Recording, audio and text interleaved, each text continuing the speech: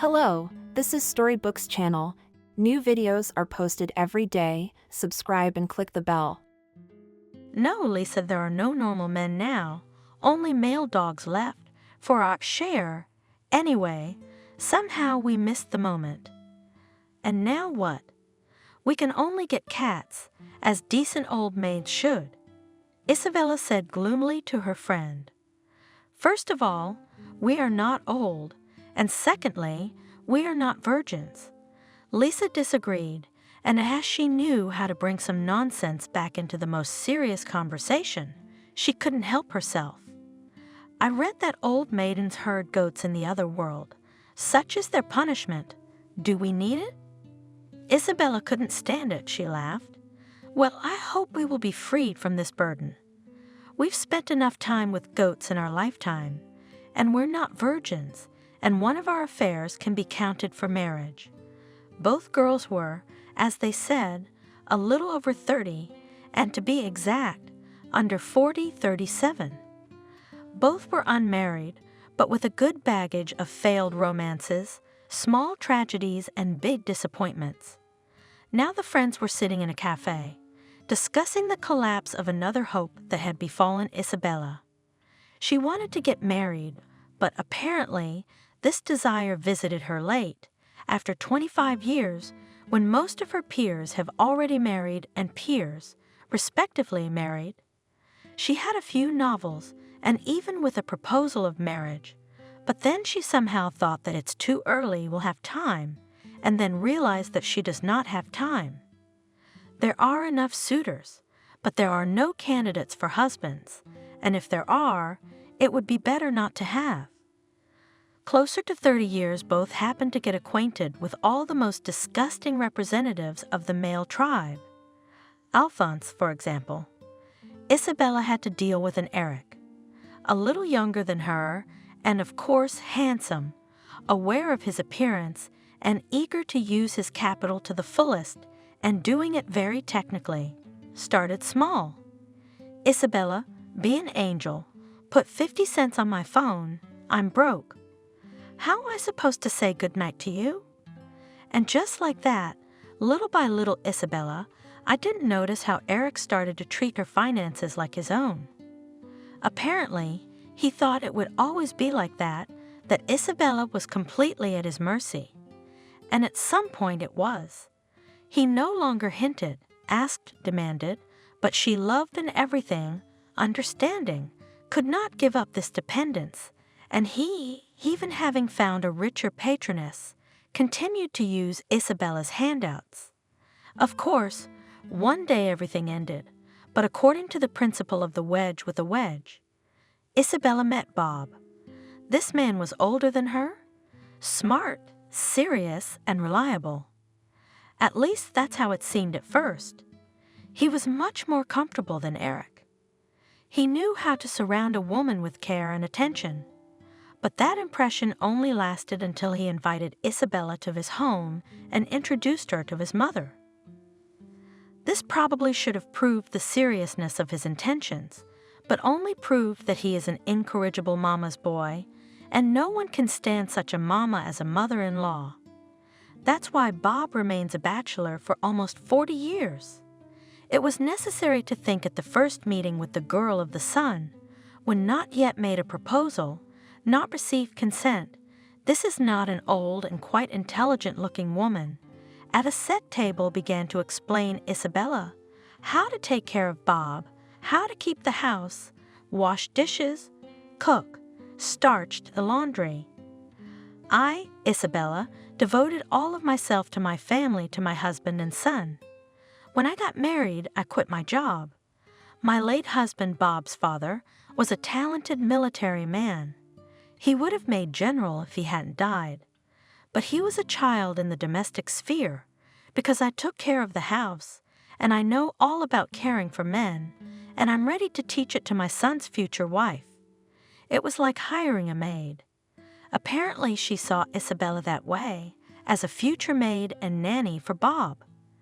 Isabella thought it was funny at first, and then she realized that she didn't see her possible mother-in-law as anything else. She didn't even allow Isabella and Bob to be alone in her house. If they were alone in his room, the door had to be open, strangely enough, and the man himself thought it was normal. Mom is bored, and what are we sitting here for? Let's go to the big room and watch TV with Mom. If they went out for a walk together, his mother would call every minute, asking him to go to the pharmacy or to the store for something. And then she would start reproaching her son for taking such a long walk. Today it's wet, and you didn't put on a scarf. Why do you need to go to the movies? You can watch TV at home. You'll come in too late, and you won't get any sleep. This threesome romance could have ended in marriage. Bob even hinted at a life together. But when Isabella said she would only agree to live apart from his mom, he was horrified. What do you mean separate? Are you suggesting I leave my mother alone in an empty apartment? Visit her on weekends? But you think about it, how we will live without her, because she is a treasure trove of worldly wisdom. Imagine how many things you could learn from my mom.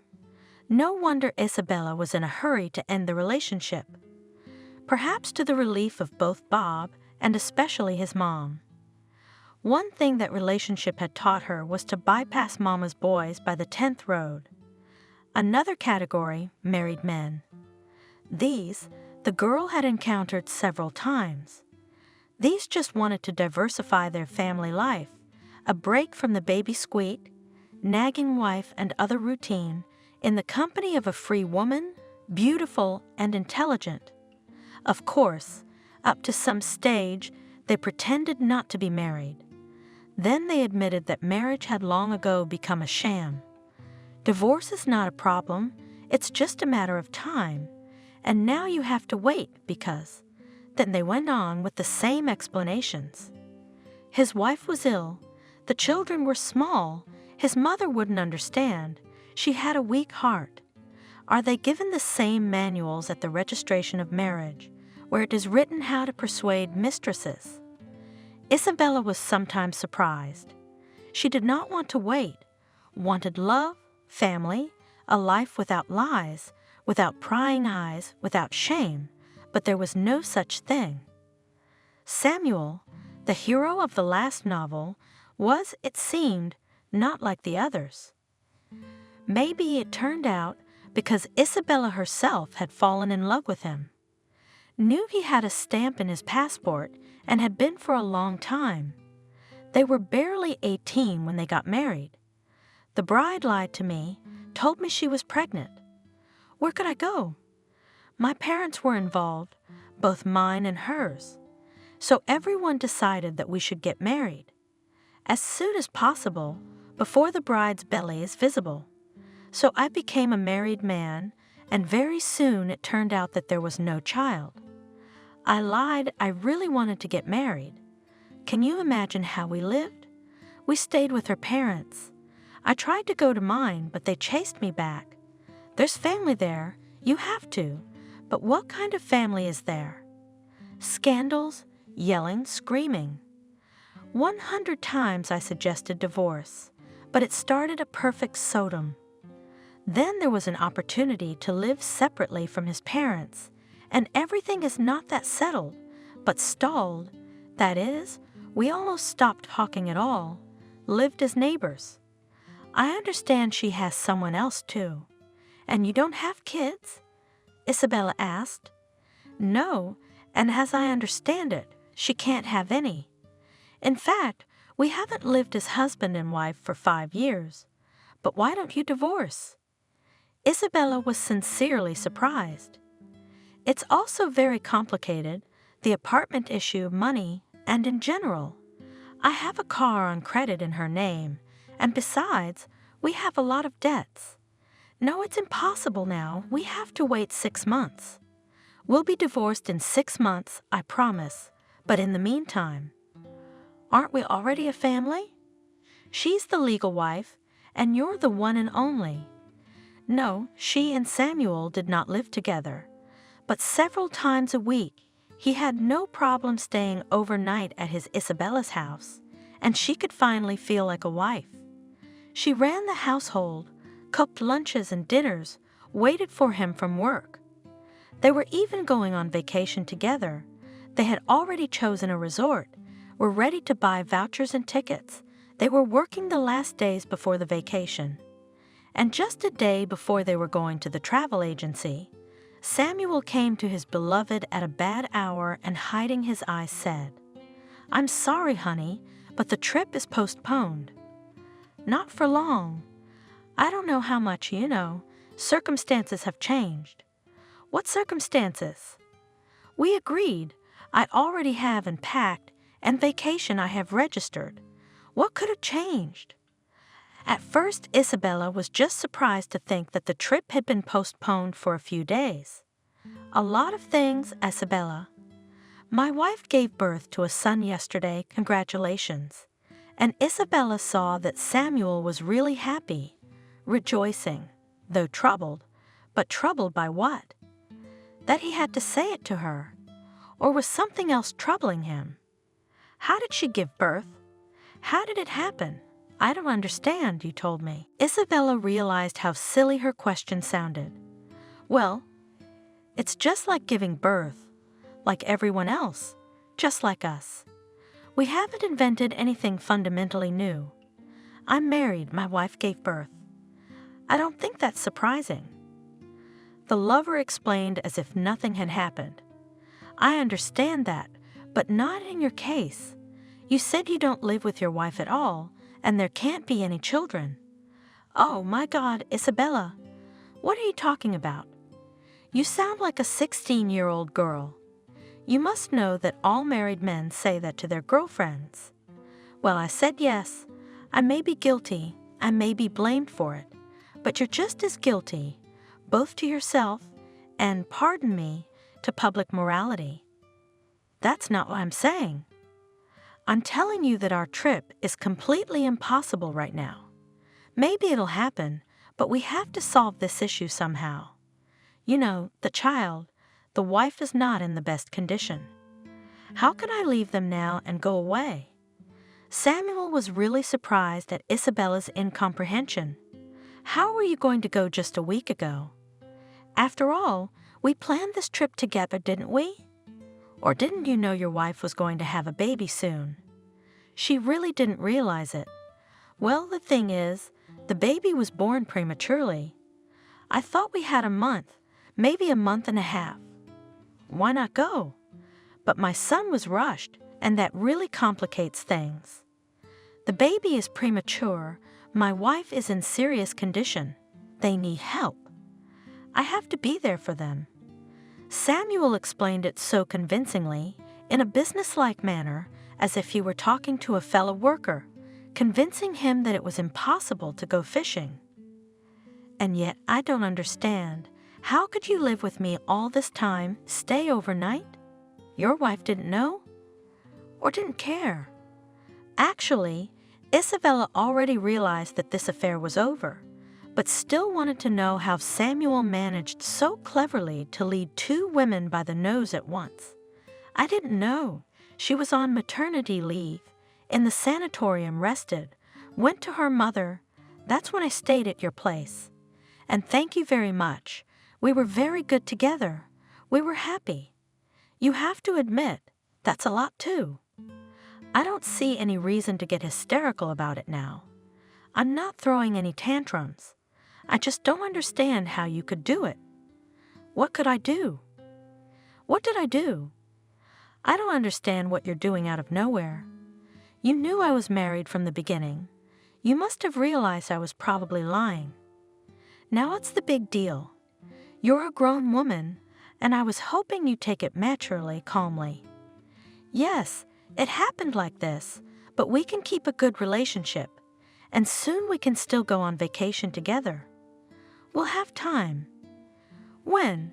When your kid goes to school, retires from the army?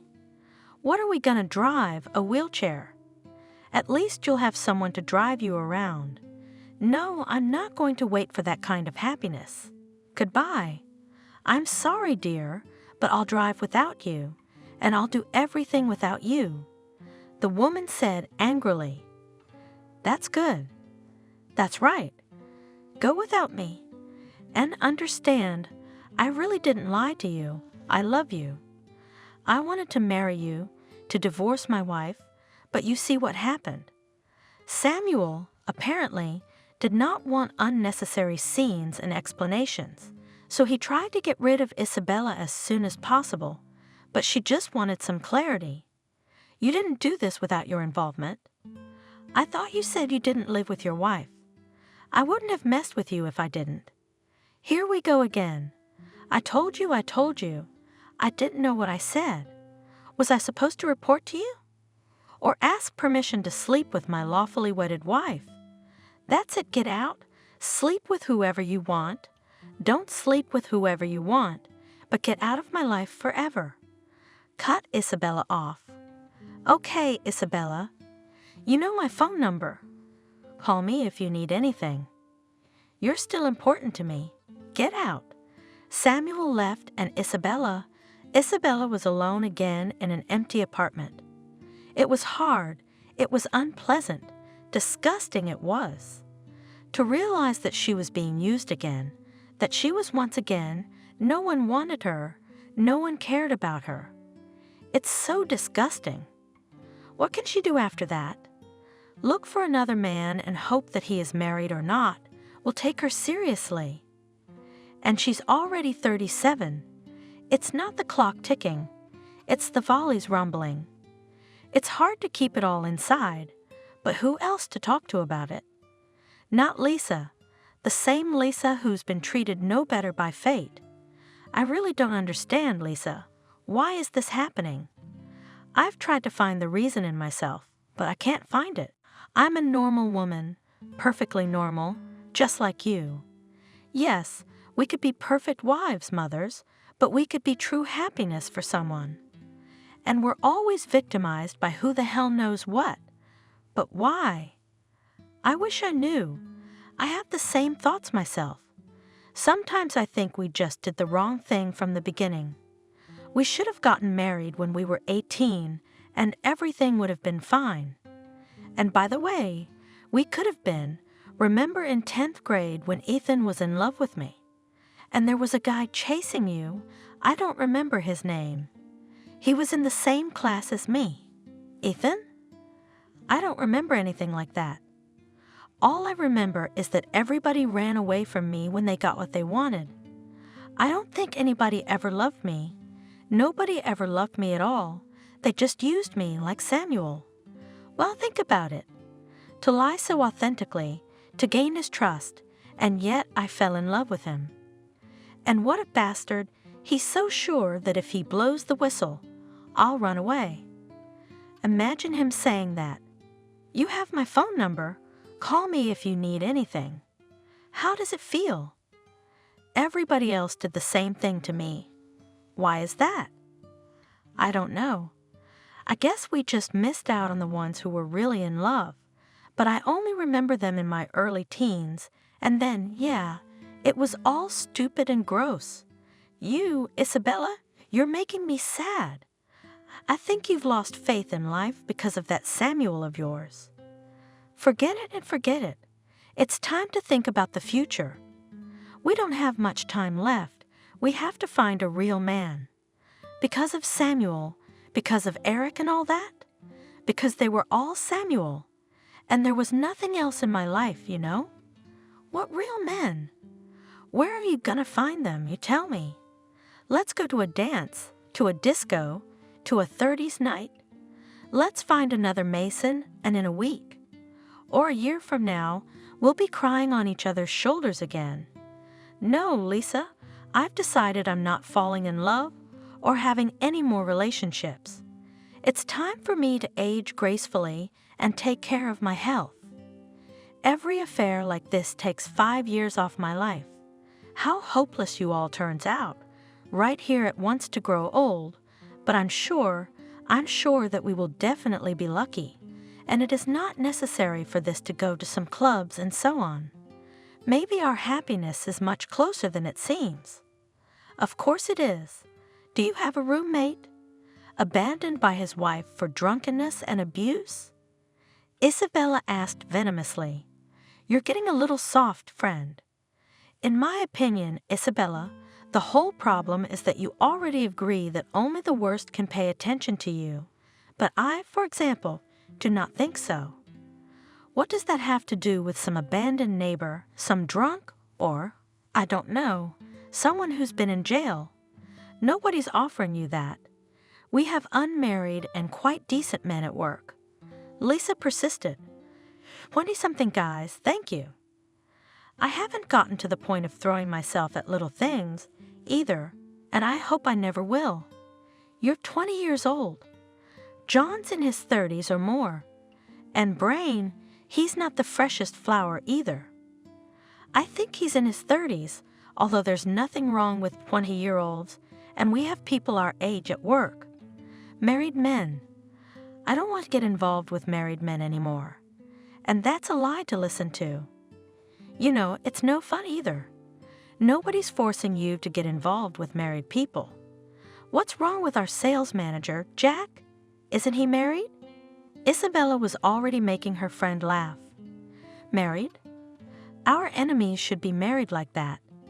You're right about something, though. He's too tough a nut for us. Maybe he's divorced already. They say he was married for a long time and not happily. He loved his wife so much, and she cheated on him left and right.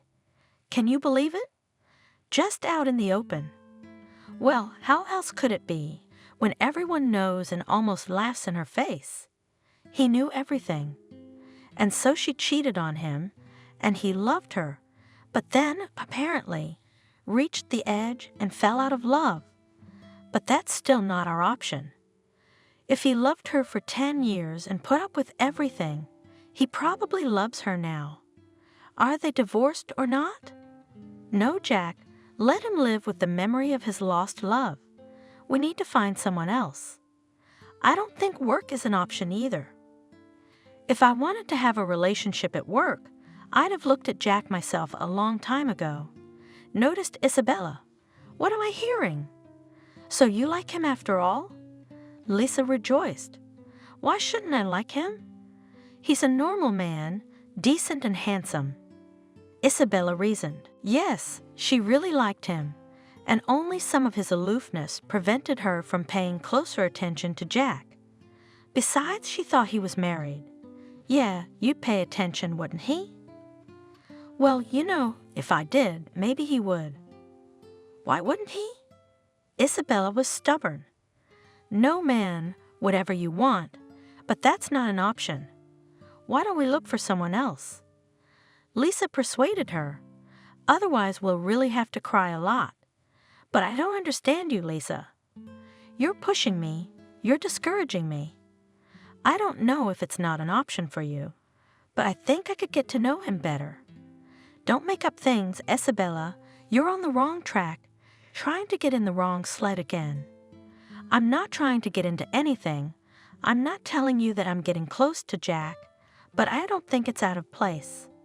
The only reason I'm not getting close to him is because we work next door to each other, and that's not the best thing for any kind of relationship.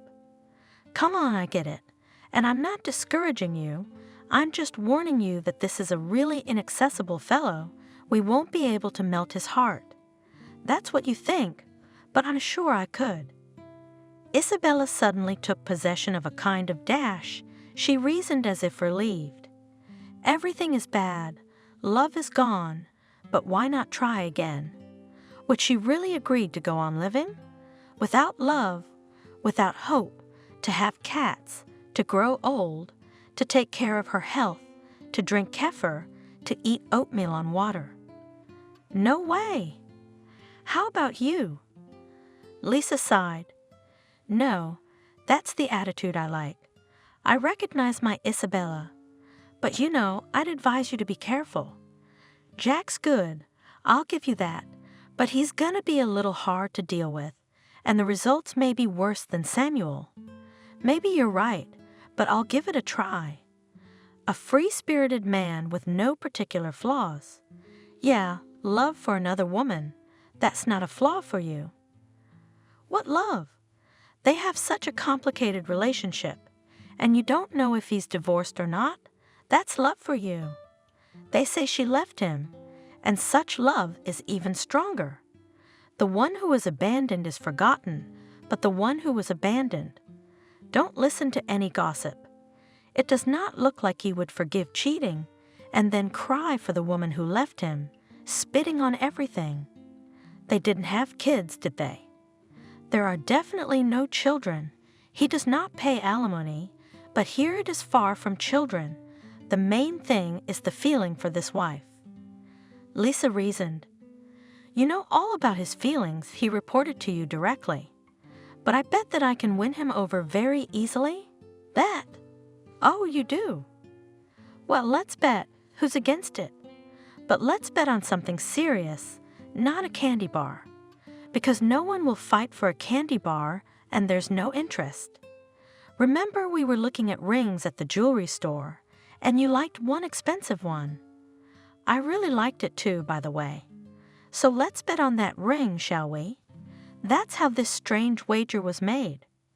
Something pushed to this deed quite adult, serious, educated women, maybe upset feeling, maybe drunk at the beginning of the conversation, a bottle of white wine. At any rate, the bet was made, and Isabella walked home in a rather high spirits. It made her laugh that she and Lisa had had such a bet. How she would accomplish her goal Isabella did not think much about, but after all, if nothing came of it, she would have to buy her friend a ring. Yes, it's expensive, but what can you do? Where else would the money go? She doesn't have kids, she doesn't even have pets, and she has enough for herself. It wasn't about the rings or the bet. She was suddenly excited. She really liked Jack, though she hadn't followed the twists and turns of his life, especially after his affair with Samuel had begun. After all, Isabella was sure she would be married soon. And now what? Why not pay attention to a worthy man? But how to do it? They have been working in the same firm for almost a year. They see each other almost every day, sometimes discuss work issues, and never from the side of Jack. There was not the slightest interest in Isabella as a woman. So what should she do now if she wants to be noticed? Dress more showy, more provocative. No, this way you will not attract attention, and who she will make fun of, who will be outraged, you are at work in the office. Yes, and not a girl already, a grown-up aunt, ridiculous to show their charms.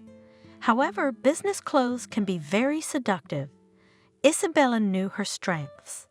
She had a beautiful figure, thick hair, well-groomed face. Even familiar women did not give her 37 years old, although she never hid her age, just watched her appearance. At work the next day, she was going to be especially diligent. No, the style of dress was businesslike, but with a hint. The slit on her pencil skirt was a little deeper than usual, and when walking sometimes revealed the lace garter of her stocking. The neckline on the off-white blouse, too, was a little more daring, and she had her hair styled in a sleek but sophisticated knot. A little more colorful makeup, nail polish, everything was elaborate, austere but mysterious. And most importantly, the perfume. They weren't exactly work-appropriate, spicy, tantalizing. Everyone had noticed since the morning that Isabella today looked somehow particularly attractive, everyone except Jack. They had to talk to Isabella a few times on the job. Once, while showing some numbers on a report, she bent over his computer keyboard so low that she almost touched Jack's cheek. And nothing, not the slightest emotion. He just leaned back in his chair slightly so as not to disturb Isabella. In short, the day had passed in vain, and Isabella had no idea what to do next. Well, not to carry her to work pies of her own production, trying to win the heart of the boss. Some women in this way, trying to influence the man they like, remembering that the way to his heart is through the stomach. Who just thought up such nonsense? What goes through the stomach? We know what it turns into. but I'm not going to go to him with an explicit proposal. It's disgusting to think about. At the same time, I didn't want to back down, and not just to win the argument. And really, I'm getting old or what? A normal kind of man, but no attention. She thought with annoyance. Well, let him not fall in love right away, but at least he can't look at me like a wall, can he? And Ethan, younger than him and me by 10 years, still stares at me, even talks to me, but this one? Either I'm losing my touch, or there's something wrong with him. I tried to act, and more frankly, once, seeing that Jack goes down the corridor, lurked around the corner, and hearing the approaching footsteps, all twisted, slightly lifted her skirt and pretended to correct the seam on the stocking. Not even a glance. Another time, as if accidentally bumped into him, she dropped a folder with documents from her hands, so that the sheets flew all over the corridor. Jack apologized, began to help her collect the documents. Their hands collided, but he only helped, not a glance in her direction. Meanwhile, already other co-workers were beginning to notice Isabella's exertions and chuckle. One of the women bluntly asked, "What are you, Isabella?" For Jack decided to run. What else? What kind of nonsense? Isabella was indignant, feeling a traitorous blush on her face. But it looks like that. All twirling around, twirling. Oh, in vain. In this way you can only push away. Maybe that's what I'm trying to do, Isabella said irritatively. Lisa started laughing too, hinting that she would soon have a new ring. The month-long period in which Isabella was to win Jack was coming to an end, but there was not the slightest change in his attitude. One day, the director of the firm announced that 2 employees had to go on a business trip to sign an important contract. A lot depends on success. Strictly said the boss. We'll go, of course, Jack, and with him. Can I go? May I? Several voices shouted at once. No, you're not experienced enough, and I need you on the spot. Isabella, I think, will do the best job. Wouldn't you agree? Yes, of course. Isabella answered in a steady voice. She realized that this business trip gave her a chance, but she tried not to show her feelings. Someone might have believed her indifference, but not Lisa. She understood the possibilities for her friend. But there you go. Now you'll win for sure. He'll take you in his car. Right? You'll be there as a couple. Oh, I don't know, Lisa. Isabella waved away, trying to hide her triumph. I'm seriously thinking about buying a ring and giving it to you. It would be easier and less frustrating. I feel like some kind of maniac. Don't make it up. That's because at work, in public all the time, and there will be 2 of you, in an informal setting. Yes, here anyone wins. Don't forget to bring some nice lingerie and a party dress. The green one. You'll seduce anyone in it. On the day of departure, Jack picked Isabella up at exactly the right time. She had packed her traveling bag with great care the day before. In the morning she also carefully applied makeup, did her hair, but she did not dress. She met her colleague in a lace negligee, thrown on the most elegant underwear. Such an outfit best emphasized all the advantages of her figure and, according to Isabella, made a lasting impression on any man. But Jack looked at her as if she had opened the door in a man's tracksuit. Aren't you ready yet? It's a 5-hour drive.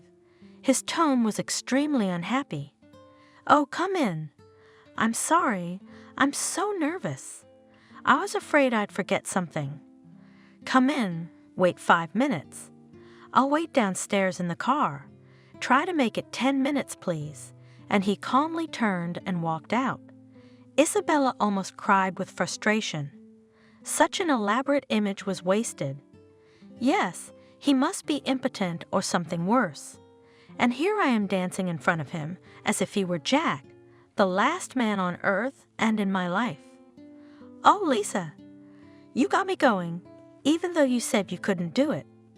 That's what lured me," she thought angrily, hurriedly dressing without much effort. What did it matter how she looked if there was no one to appreciate her efforts? In the car, however, Jack decided, apparently, to change from anger to mercy. "I'm sorry that I rushed you so much, but soon the traffic will start, and I wouldn't want to be late. We have to check into the hotel, go to bed on time, so that tomorrow we won't yawn at this very important meeting." "Oh no, you'll forgive me. I'm always so afraid of forgetting something when I'm traveling, so I take a little longer than I'd like." Isabella was a little amused. It was a start that pleased the woman, but that was the end of it. She tried to make casual conversation, but the companion answered one-wordedly, showing that he was not interested in conversation at all. And Isabella was resentfully silent, preferring to look out of the window. They drove for a long time and arrived at the place in a small town in the late afternoon. Near the hotel, Isabella got out of the car, stretched with pleasure, not for the sake of seduction, just tired. Almost 6 hours sitting in the same position, my whole body was stiff. "Oh, I'm so hungry and sleepy," she sighed. "Let's check in and go to a restaurant." "Not a hotel restaurant. There's usually nothing good in those, but over there." "I've seen behind that grove. There's some place, and we'll walk there." "He's coming. I'm tired too, but I want to stretch my legs. Let's go check in." At the information desk, an unpleasant surprise awaited them.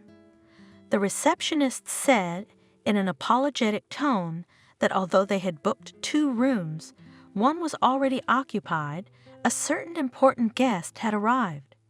"What are we supposed to do?" Jack wondered. "We are not important guests, but we are here on business. We have an important event tomorrow, and you suggest me to sleep outside." "Why should we?" mumbled the receptionist. "There is one room, and it is quite spacious. You can make sure of it. There is a large double bed, even a 7-bedroom bed. We are not spouses, not relatives. How should we sleep? One by one?" Jack was boiling. Even Isabella was discouraged by what had happened, although the situation greatly increased her chances of success. However, there was nothing to do. They had to go to this one room. The receptionist accompanying them muttered something about moving the chair, and she would send them extra blankets. There was a way out of every predicament. If you had arrived early, we would have tried to find one of you a room in town, somewhere nearby. "Thank you, you're all set. The main thing for you was to get someone important settled, and we can sleep on the floor, on a chair, wandering around in corners. Mind you, I'll be forced to file a complaint.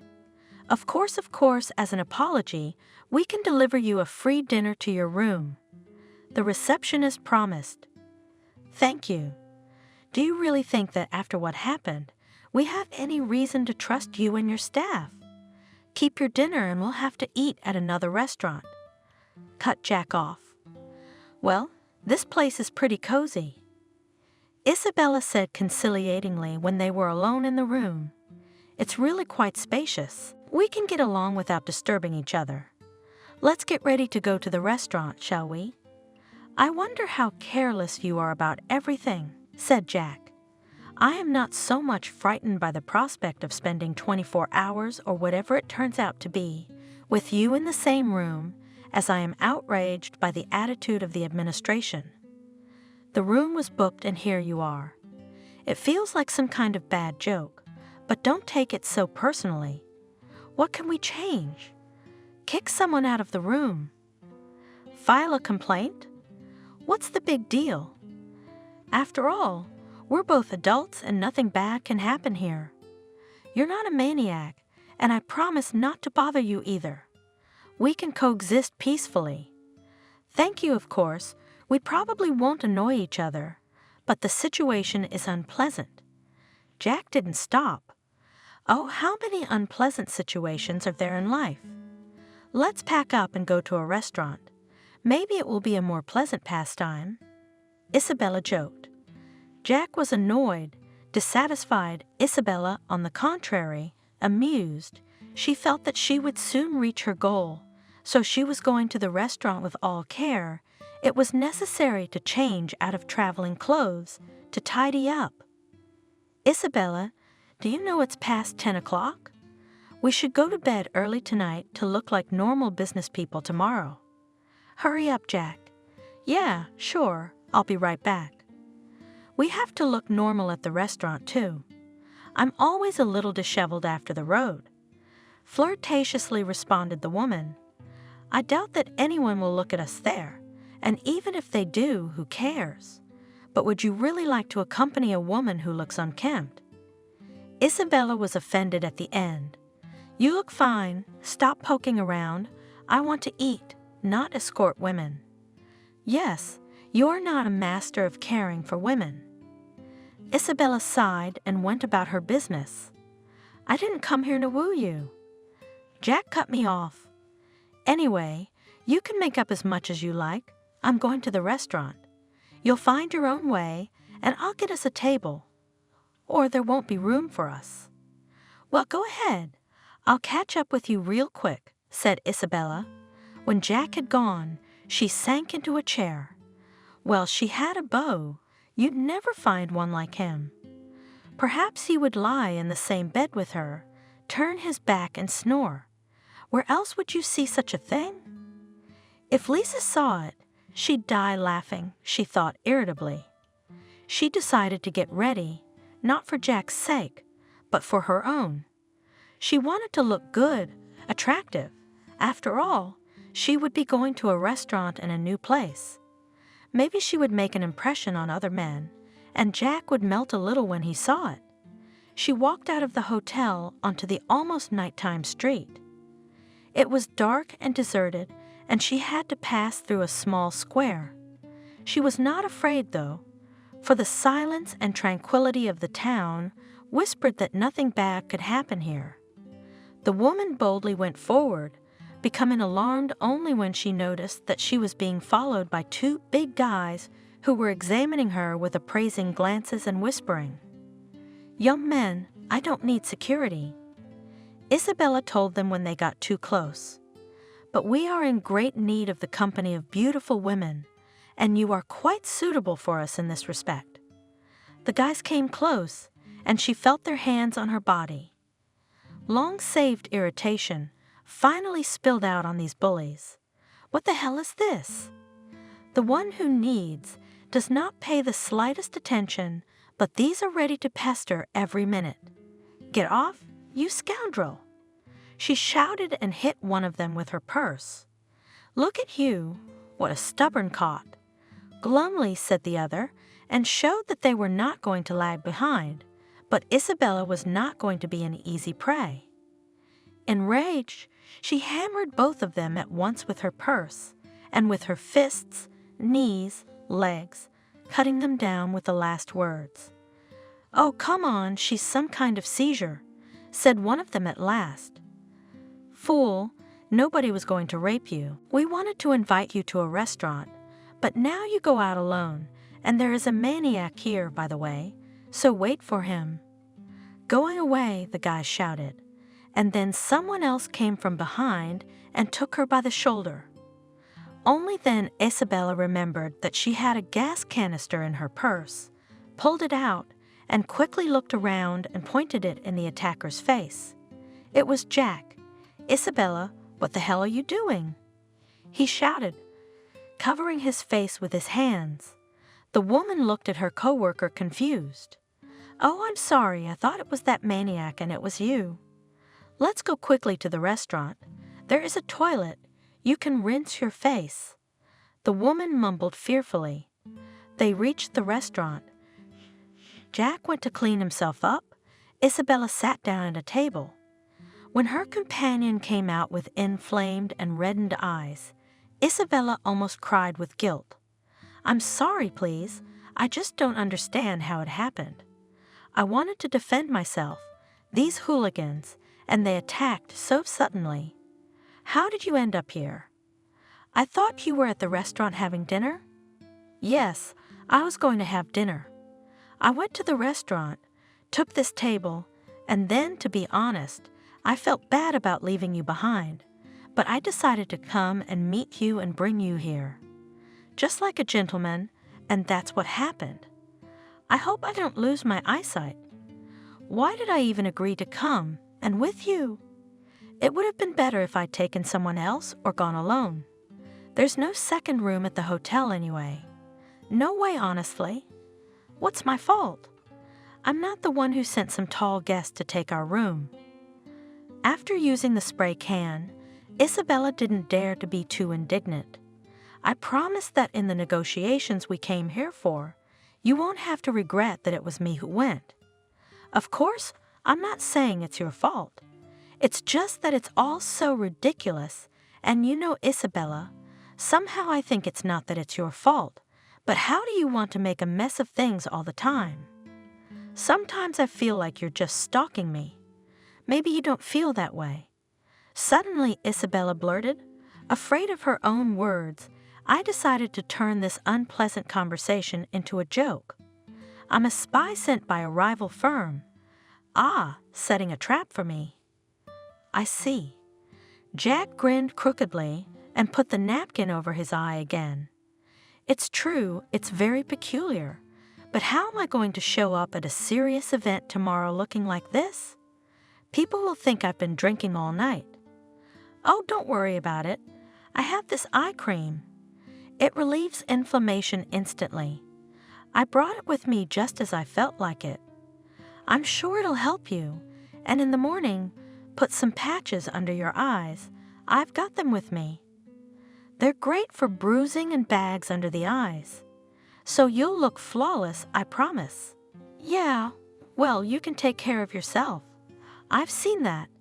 I hope you'll give me the same beauty treatments. You're not going to do my makeup? If you ask me nicely. My cosmetics are expensive and good, don't doubt it. Isabella was joking. In the meantime, let's just forget about the trouble and go in peace. The food here is not bad, I see. Thanks to the jokes and the good dinner, they returned to the hotel in a good mood. When they entered the room, they began to make themselves comfortable for the night. Jack began to make a bed on the floor from the extra blankets he had brought, and Isabella made the bed. Look, Jack, maybe we shouldn't make some kind of bed on the floor. The bed's really wide. We each have our own blanket.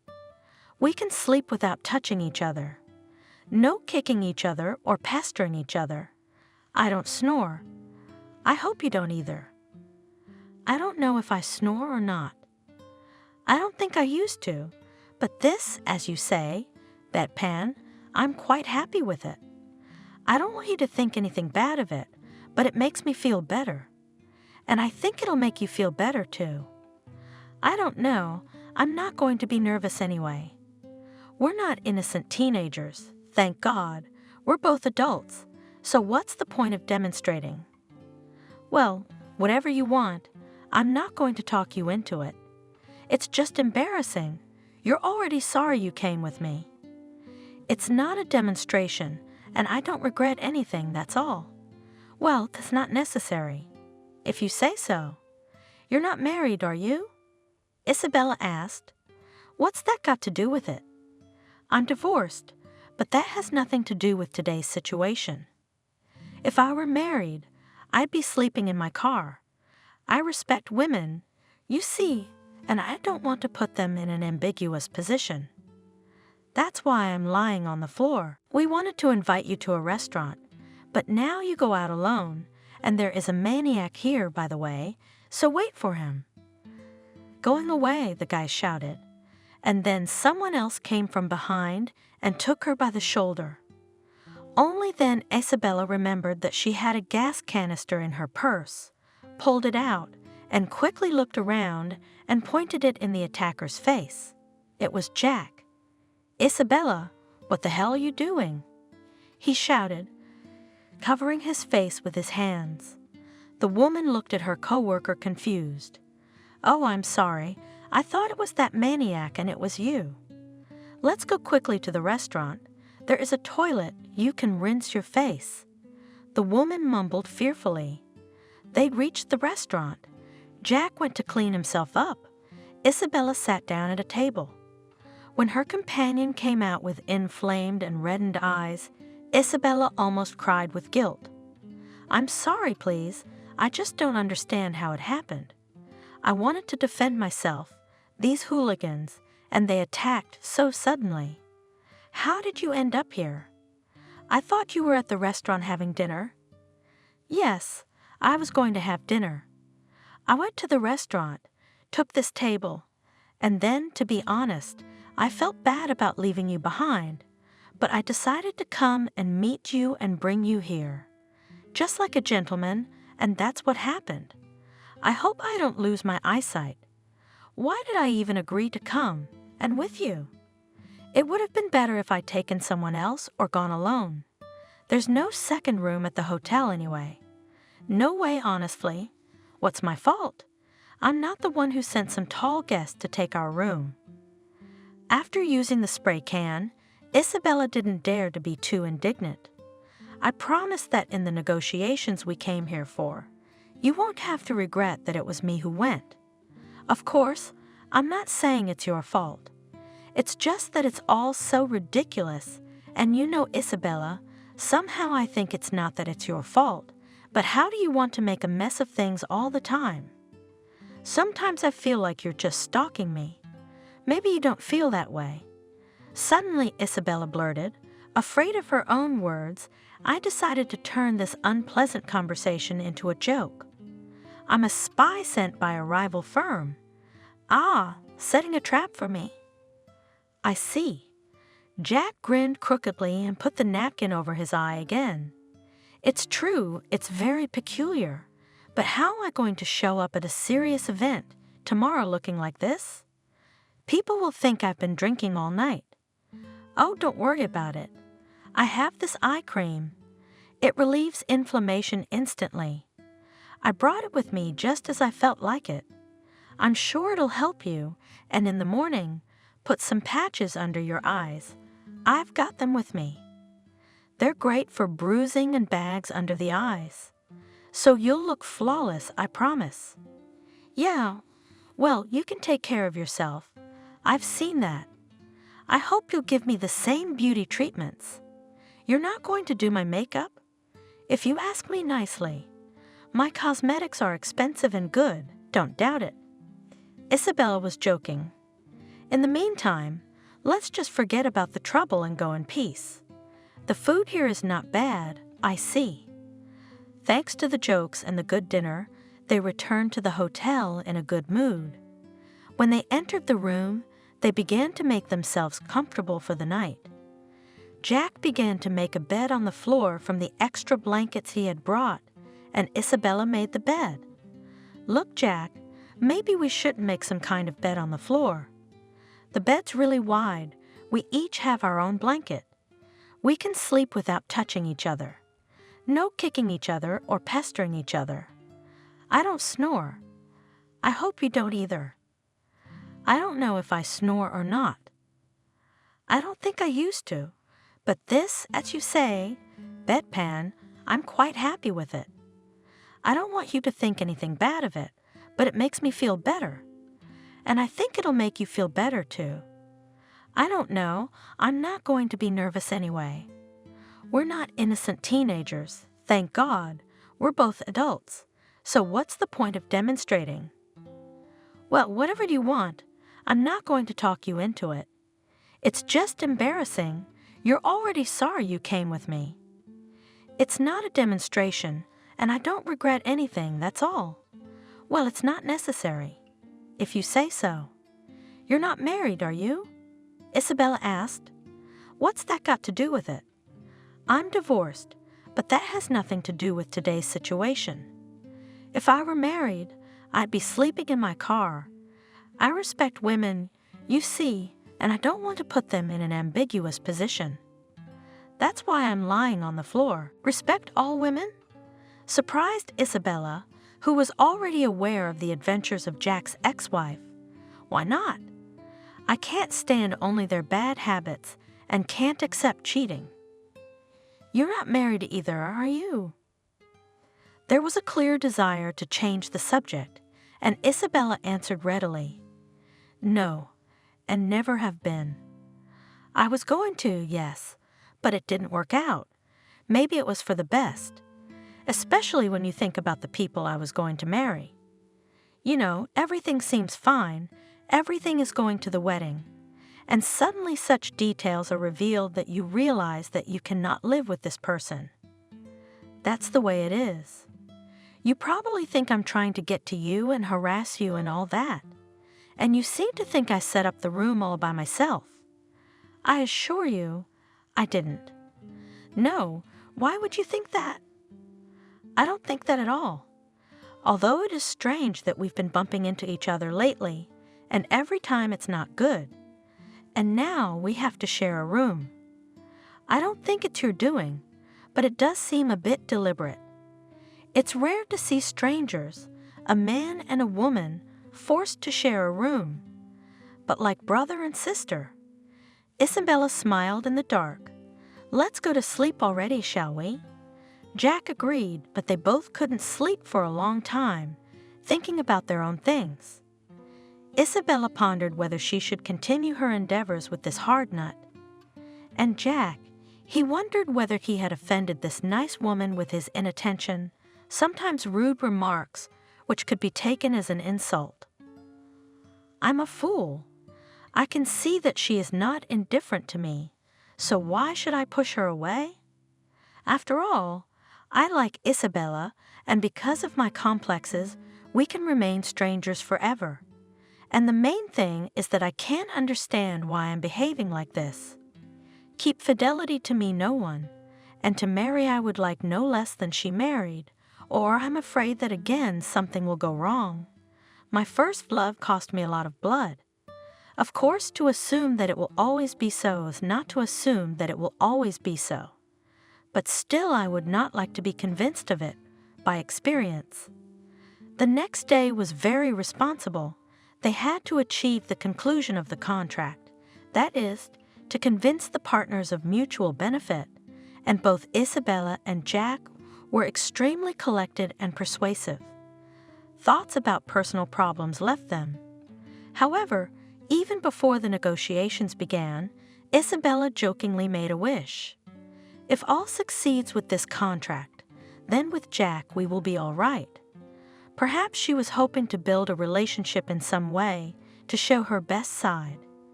Jack would see that she wasn't a flake, and maybe he'd at least give her a real compliment. Everything turned out as well as possible, but the only thing Isabella waited for from the one for whom she made so much effort was a firm, friendly handshake. What kind of a man is that? Was it hard to get a kind word out of him? All the others admire, but this one, the woman thought sadly. It was decided to celebrate the successful deal with a corporate party in the banquet hall, and Isabella decided to show up at the party in the full glory of her mature beauty. Okay, she lost to Lisa, but let Jack see that he lost even more. It is not known what she did not please him, but Isabella will not get to the bottom of it. How many times can we do this? Apparently, she's just not the one for him. Well, love was without joy. Separation will be without sorrow. The woman thought, though she had been convinced more than once that this belief was wrong. She had a little love with joy, but parting brought much grief. Well, at least now there would be a chance to relax a little. And Isabella shone. She came to the party dressed not at all businesslike. Jack had never seen her before in such a dress, with such a hairdo, compliments from everyone, even from women. There was no end. Everyone wanted to drink, dance with her, and Isabella did not refuse anyone. Happily drank champagne glass after glass, joked, quipped, flirted. Jack's serious look did not upset her, but only encouraged her, let him see what she could be. She was sitting there like an owl, She wouldn't ask me to dance, but that was fine. I wouldn't be lacking cavaliers here. Drunken fun, she thought. And there was everyone wanted to dance with a beautiful, liberated woman. They even tried to get her a date, suggesting she run away from the party. No, you see, I'm not here alone. Isabella refused. Your date doesn't seem very companionable. People wondered. Yes, Jack is a very serious, businesslike man. Agreed Isabella, and Jack saw that Isabella was getting drunker and drunker, probably because of the habit of alcohol. Something broke up my lady. He thought with displeasure. It seemed to be so right, though with a weirdness, and here it is on the through. We should evacuate her before she makes a mess of things. Apparently she can. He walked up to Isabella, took her under his arm. Isabella, don't you think it's time for us to go home? You seem tired, he said coldly. Tired? I haven't even begun to have fun yet, the woman replied stubbornly, pulling back her hand. When do you, Jack? Call for me. I'd like to know. Isabella, in spite of her condition, still realized that it was necessary to restrain herself a little, to watch her tongue, or as if she would really not say too much, but she wanted to shout in his face in front of everyone. Where am I supposed to go with you? I almost hang on your neck, and you either do not see or do not want to know. It's like fate brought us together, and you're running away like a leper. If I'm so disgusting, just tell me to back off and stay away. Feeling that now the alcohol she drank would really loosen her tongue and she would be embarrassed for life. Isabella bit her tongue, and Jack, apparently realizing that it was necessary to act quite differently, changed his tone. Come on, Isabella. You've danced so much, that's enough for tonight. He spoke affectionately, putting his arm around the woman's waist. It was the right move. Come on, Jack. I've really been jumping around and drinking a little too much, and I'm no good drunk, am I? You're always beautiful, Jack assured her. They reached the room, and on the whole way Isabella kept silent, afraid to say something she would regret the next day. Her mood had changed. Now she didn't want to reproach Jack.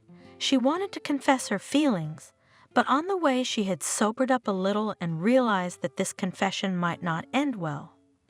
Well, as he would say something like, "It's all right, go to bed," and then lie on the floor, such humiliation she could not stand. Why are you so quiet all of a sudden? You used to be so talkative, asked Jack when they came to the room. My tongue is slipping and my legs are slipping too, mumbled Isabella. You're a fool, Isabella, and you drink a lot. Letting her into the room, Jack said reproachfully, I don't drink much, hardly ever at all. I was just disinfecting my mental wounds, that's all. She explained, standing in the middle of the room. They didn't turn on the light. The bright moon was shining directly into the window, its light silvering the woman, coloring her face and hair an unusual ghostly color. How beautiful you are now, Isabella. Jack couldn't help himself. Only now, and tomorrow I will again become ordinary, unnecessary, superfluous? Sadly asked Isabella, who began to sober up as quickly as intoxicated. Not at all. I always saw how good you were, but I didn't dare. I didn't know how you'd react, afraid you'd push me away. He came over and stroked the woman's pale cheek. And now you're not afraid? Putting her hands on his shoulders, Isabella asked. Now I don't care. Push me wherever you want. Isabella pushed Jack so hard that he fell backward onto the wide bed, arms outstretched, and she slipped into his arms. It was a night of love, with crazy kisses, incredible confessions, vows. Isabella was happy that night, and not because she had won the bet. She realized that she really loved Jack like she had never loved anyone before in her life. She was ready to share her happiness with the whole world, and with Lisa, of course. When Jack fell asleep in her arms, she pulled out her phone, took a selfie and sent it to her friend, letting her see that Isabella hadn't lost her touch, that she could love, and she could be loved too. After that, she blissfully dozed off, resting her head on the world's most trusted shoulder. Isabella awoke alone in the morning, but she was neither surprised nor frightened. Jack entered the room with a tray and a cheerful cry. "Who ordered breakfast in bed? Who's hungry?" Isabella clapped her hands. "It didn't even occur to me to order. I thought it only happens in the movies, and it's weird. I'm used to washing up first and then having breakfast, but I'm hungry. I'm gonna take a quick shower, and don't start without me, okay? Don't stay in there too long, because I'm hungry too in every sense." Happy, Isabella ran to the bathroom, hurrying to do her morning toilet as soon as possible. She didn't want to miss a single minute of this wonderful morning, but when she walked in, all the colors seemed to fade. Jack, fully dressed, was busily packing his things into his suitcase, not a trace of his recent cheerfulness on his face. A tray of untouched breakfast stood on the bedside table. "Did you decide to pack before breakfast? There's still time, we'll make it. Why don't you sit down at the table? Have breakfast by yourself. Have a good appetite. I'm going home," he said calmly. "I mean, why? Are you offended by something? That I didn't eat right away?" "No, Isabella. It's just that I know everything now. I know the purpose of your mockery of me, this trip, this night." He nodded at the phone on Isabella's pillow. "You got a message, I opened it. Read your friend's congratulations. I'll join you. You've done a great job. What did you write? Why did you read it?" Isabella reached for the phone, feeling that her hand had become quite cold. "I agree. It may not be pretty, but as it turns out, not for nothing. But you listened to your girlfriend's gossip in vain. I'm not married for a long time. If you were, you wouldn't have a chance. That's what I said. What's that got to do with it?" Isabella threw the phone away without reading it. "Yeah, let's say Lisa and I did something stupid. So we argued, so what? The truth is what happened last night, what I told you, and the rest is nothing. Believe me, I would never have done that if I hadn't cared about you. I wanted to be with you, understand? If you had listened to the whole conversation between me and my friend, how can I understand and believe after what I found out?" Jack said tiredly, "I saw that you cared for me and paid attention to you too. You seemed to me unusual, not like everyone else, inaccessible and beautiful. In a word, a real woman. And what do I see now? An ordinary cheap girl who decided to play at love with a man who gave no reason for it, and then she drank, and that's that. That's not true, Jack. I'm asking you to sit down. Forget what you saw on that phone and just talk. You'll see that you can trust me. Does everything that's happened between us mean nothing? And what does this have to do with the game and what I drank? You could have just ignored me and moved on. I know you'll try to braid me with your words, seduce me with your charms, but it doesn't mean anything. You, pretending to be madly in love, still had a moment. You filmed the whole thing and sent it to a friend. Just to show off. If you don't think that's gross, I'm sorry." Isabella couldn't take it anymore and went on the offensive. "I think it's creepy to go through other people's stuff, to read other people's correspondence. Now I understand why you got divorced. You're just pathologically jealous. Was your wife cheating on you, or did you think she was? Torturing the poor woman with your suspicions, checking her every move, so she couldn't take it. You're leaving? Good riddance. I'm very glad I've been spared such a misfortune. Goodbye. Your performance was good, but your technique was lacking. Goodbye. And Jack picked up his things and walked out, slamming the door. That slam calmed Isabella a little, gave her a chance not to fall face down into the pillow, not to burst into tears, which meant that she had hurt him after all, and probably correctly discerned the nature of his relationship with his wife. It is necessary to come to such an idea, to go through her phone, and most importantly, why? What did he want to find there? It's a personal number, not a corporate one. She picked up her phone, opened it to Lisa's message. Congratulations, my friend, you made it, didn't you? Well, I didn't doubt it. The bet's won. You're the winner, as usual, and the ring is yours. She looked at the picture Lisa had sent her. There she was on Jack's shoulder, still happy, still in love, still in love. Loved? Can you walk away like that if you love?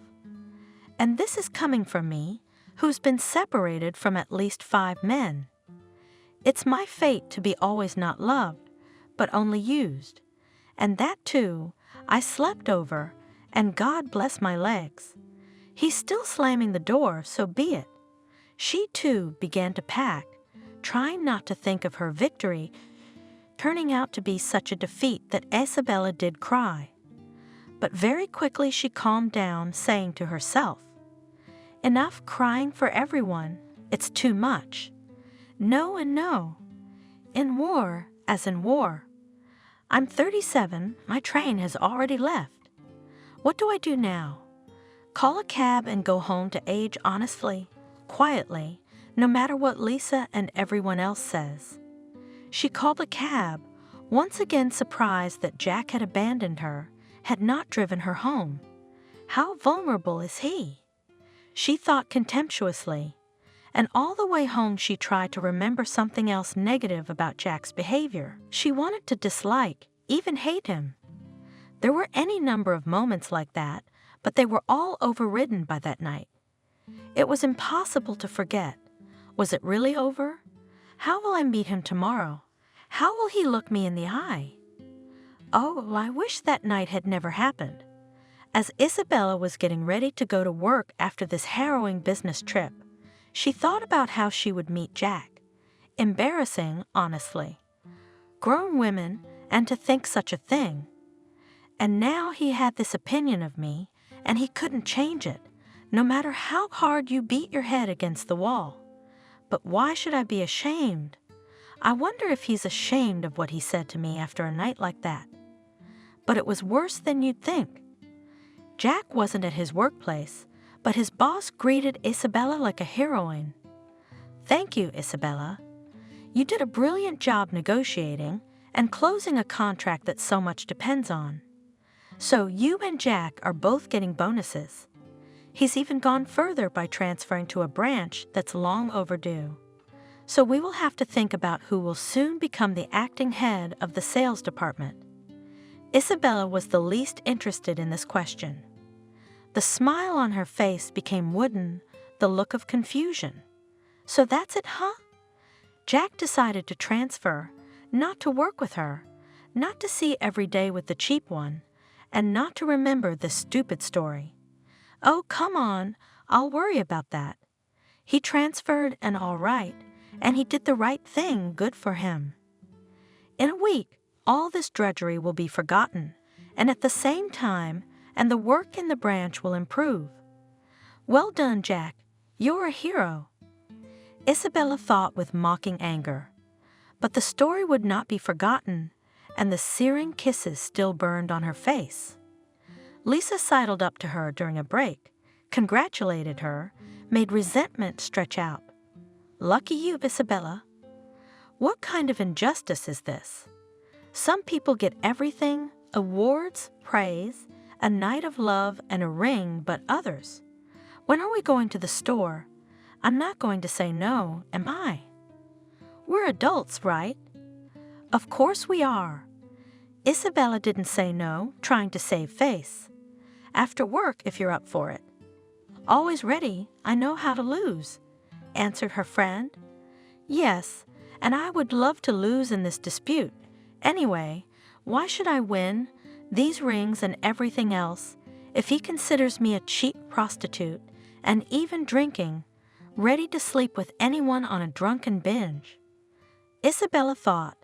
Most of all at that moment, I wanted not to sit at work, not to go to jewelry stores with Lisa, but to be at home on my couch and cry properly. But not to show it to everyone.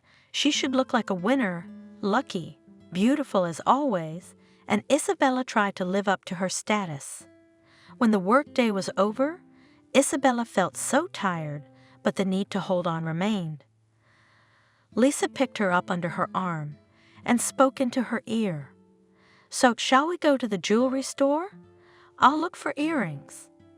Imagine I was going through my jewelry and I don't have a blue stone, but I really need it.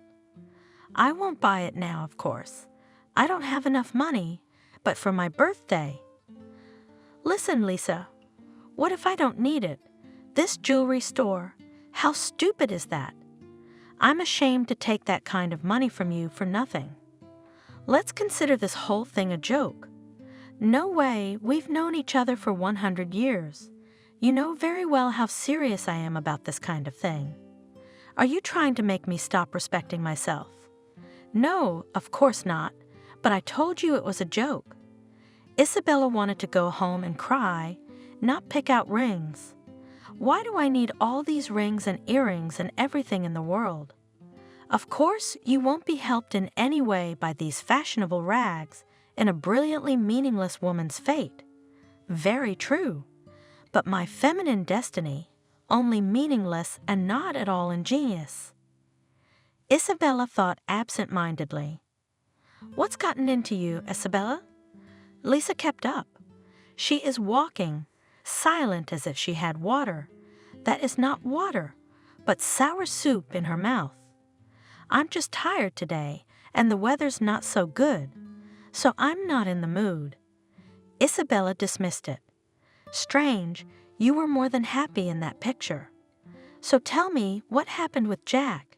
She needed details, and she wasn't going to be satisfied with generalities. What happened was he found out, saw this picture and your messages.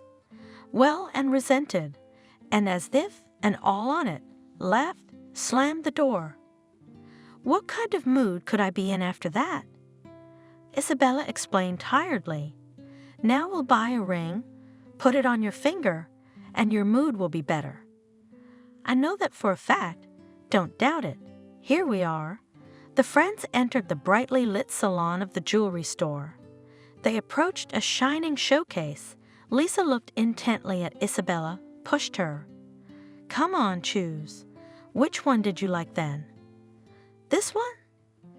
Girl, do you have any size 16s like this? If not, the one with the pink stone. Is that a crown? It's much more delicate, isn't it? Let me try it on, please. Give me your pen, Isabella. Come on, I don't need it. Isabella pulled her hand away and quickly left the store. What is this? What are you, Isabella? It's clear I'm in love.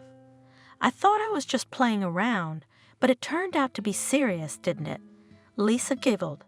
Nobody's in love. What are you talking about? Isabella almost cried, wishing she could get away from Lisa. I'm not blind. I can put 2 and 2 together. You look at yourself in the mirror, because in the coffin more beautiful put, under the eyes bruises, pale, even cheeks fall. What's that got to do with it? Isabella couldn't hold back her tears.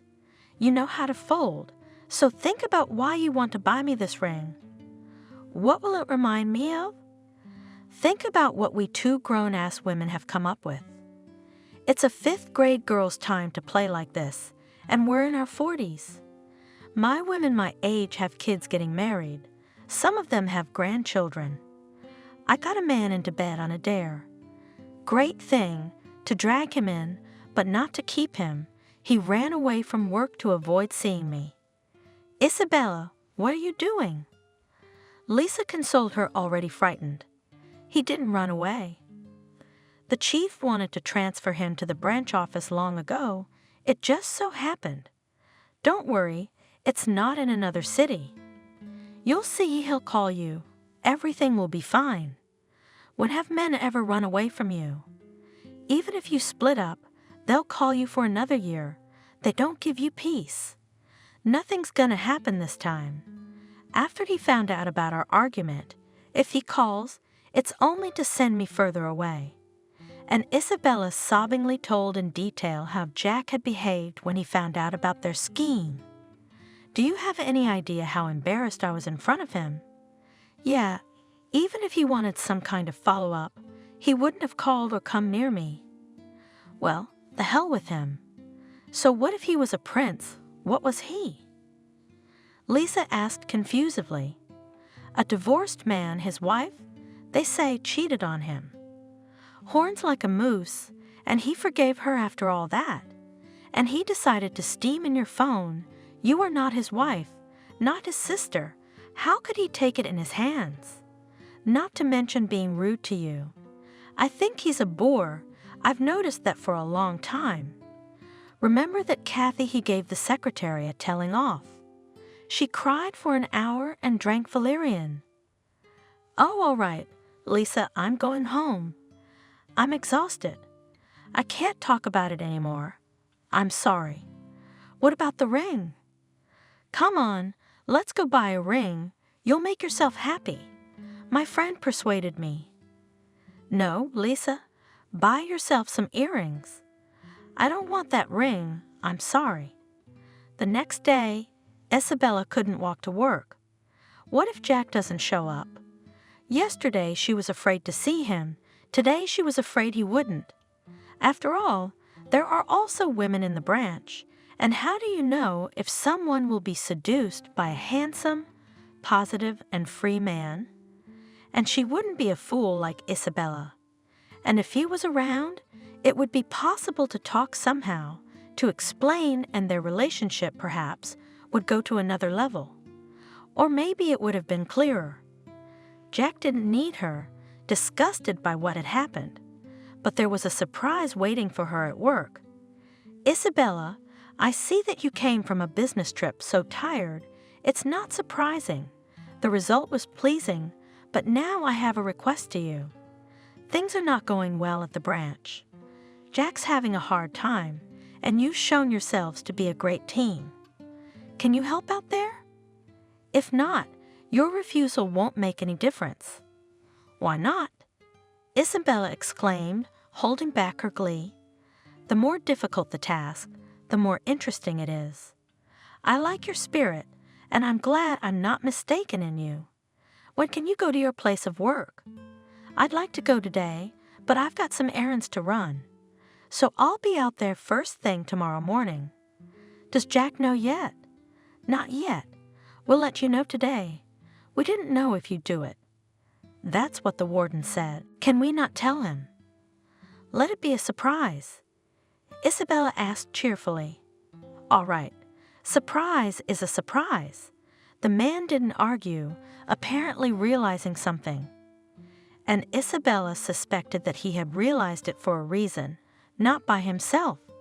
So she asked her friend at lunchtime, Did you tell the chief to transfer me to the branch? Well, of course I told him, and he immediately obeyed. Lisa snorted. I didn't tell him anything. It was your Jack who probably asked for you to be transferred to him. Isabella liked that assumption. It was quite possible that Jack himself had asked to be transferred. It would mean, probably, that he wanted to make up his mind about their relationship somehow, too. It would be good if that was the case.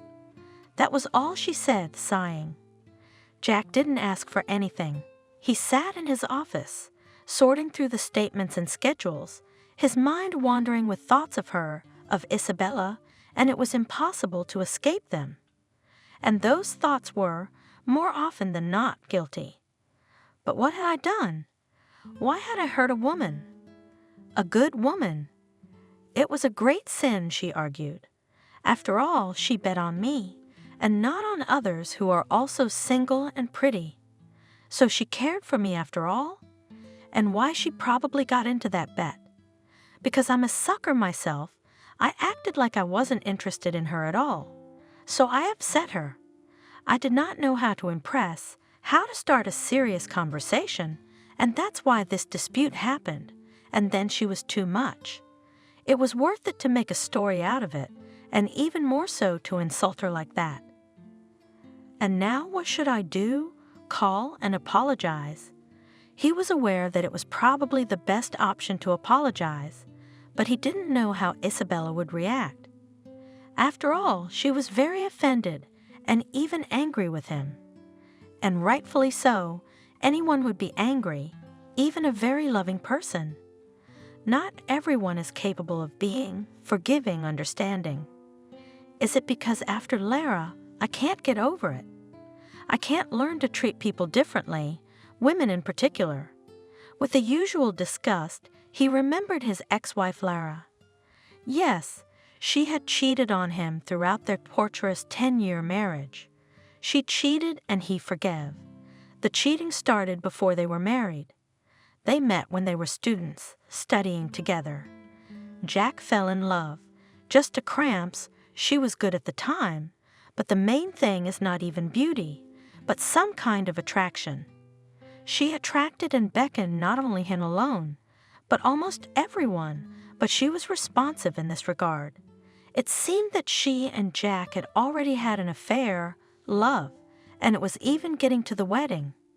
And suddenly he finds out that she shares her caresses between him and another man, and it would be all right, a promising man, capable of something to strike a girl's imagination, no.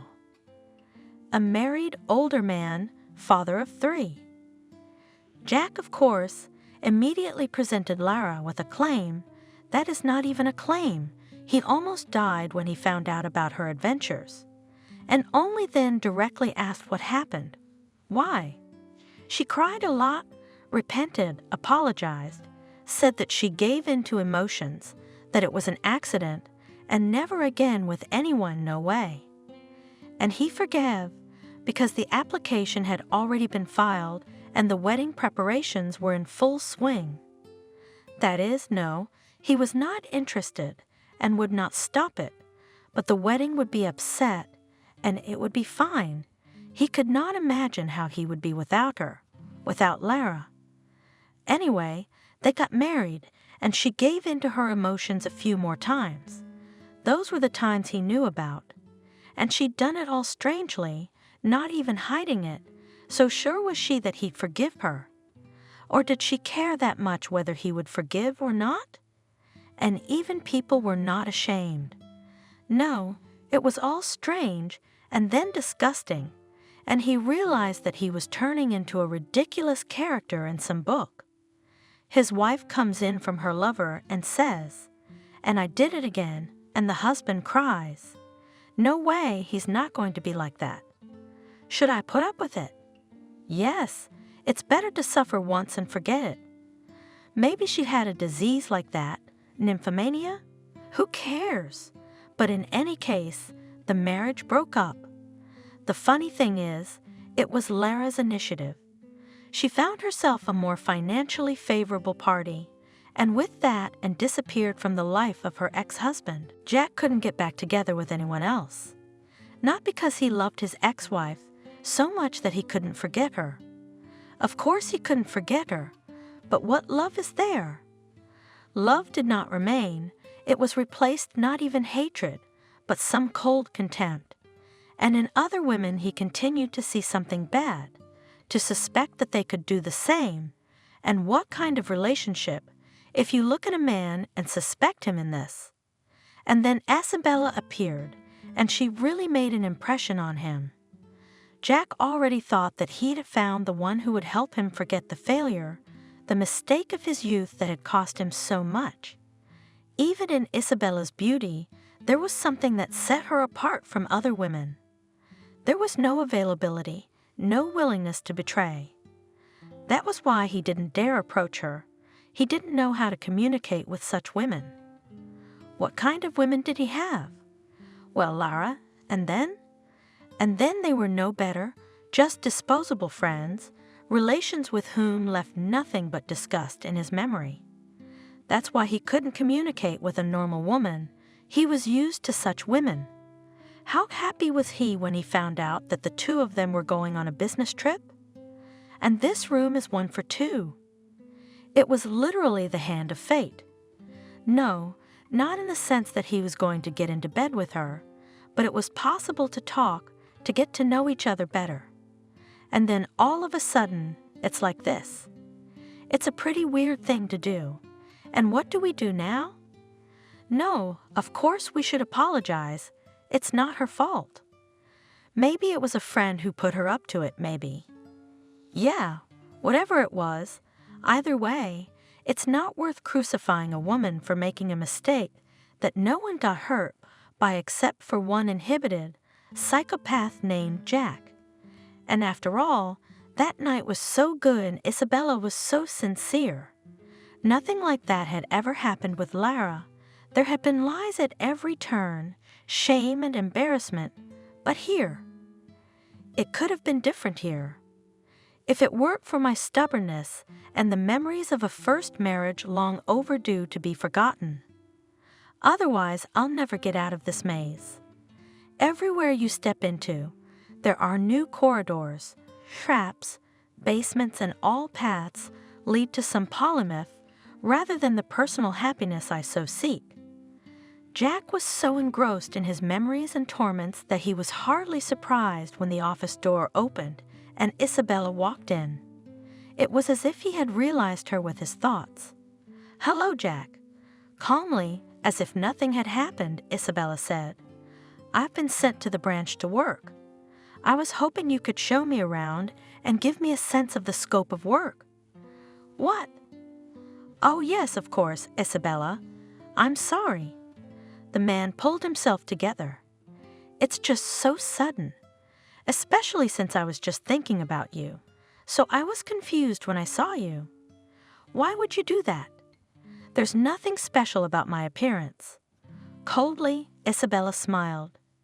She was so businesslike and collected, as if there was nothing between them, and so charming, so native and necessary. "And yet, yes, you are here on business. Let me show you where to start," said Jack, trying also to keep to a business tone. He did not dare to talk about the events of the recent past. Isabella also did not touch these topics. Further, they communicated only on work. Well, it's clear he will not find out any relations now. The woman thought, we won't be able to talk about everything at work anyway. And what if afterwards he just packs up and leaves? And nothing? Then everything will be clear, although very unpleasant. Unfortunately, that's what happened when at the end of the day, Isabella decided to give Jack the documents she had checked. The secretary said, "Leave them with me. I'll give it to you tomorrow morning." Jack had already left today. "Good. Trying to keep a businesslike appearance," Isabella replied. She left the papers and walked out. "Well, that's it, and this stage of your life is safely over. You could say to this Jack, 'Thank you for not dragging out this story.'" "But why?" "He wasn't going to do that, but what am I supposed to do? Should I quit?" "No, he seems to have forgotten everything, and soon I will too. And for me to have an affair, or even a light flirtation with a colleague, no way. I mean, I've decided that I'm not having an affair with anyone or anything else at all." She went to her workplace. She had to get ready. The working day was over. Most employees were already saying goodbye, and he wouldn't even say goodbye. He's touchy. Isabella thought, trying to keep her thoughts mocking, almost succeeding. She got ready, went outside, walked anxiously, without looking around, to her car. She wasn't in the mood, but there was no need to hide her feelings either. No one would see her. No one was interested in her anymore. Suddenly, she almost jabbed her face into a large rustling bouquet of flowers, raised her head, Jack. "Isabella, I wanted to apologize. I acted like an idiot, like a bore. I've said some things that I'm unbearably ashamed of.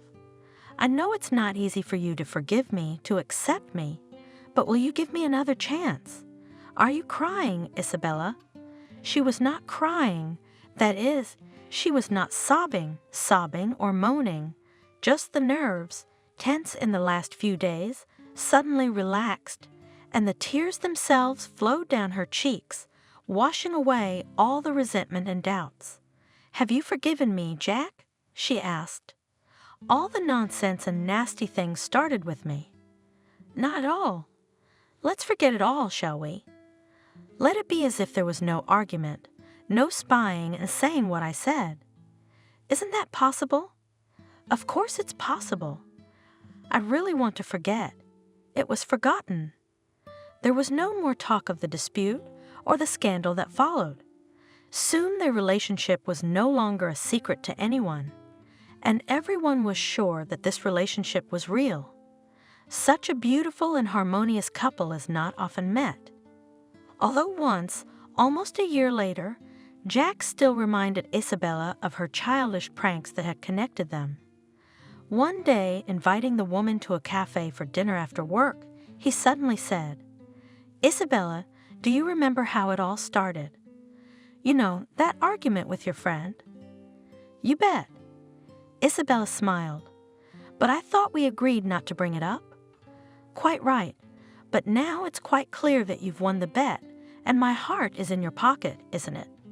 "Yes," the woman confirmed with a puzzled expression. "What was the bet? A ring?" "As far as I know, your friend never bought you one, did she?" And so Jack pulled out of his pocket a box containing a beautiful ring. "Will you please be my wife?"